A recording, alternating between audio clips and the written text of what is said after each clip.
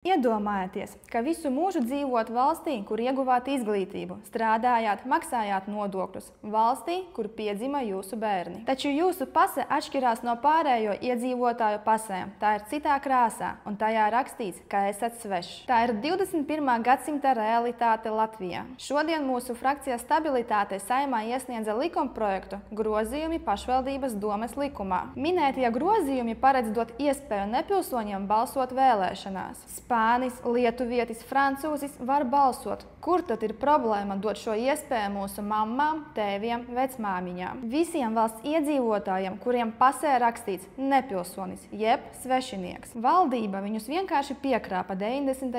gados, izsniedzot papīru ar apliecinājumi, ka viņi saņems pilsoņa pasi, ka tikai mazliet jāuzgaida, taču viņi gaida jau 35 gadus. Tā nav tikai vēsturiska netaisnība, tas ir nicinošs un pazemojošs attieksmes veids pret mūsu valsts iedzīvotājiem. Šodien esošā vara, kā parasti, balsoja pret. Daži kārtējo reizi izgāja uz toleti. Mūsu komanda balsoja par šiem grozījumiem. Par šo tēmu klusēja 35 gadus un pat nemēģināja labot šo aktuālo problēmu. Mēs politikā esam tikai 3 gadus, mēs esam 10 no 100 un mēs neapstāsimies.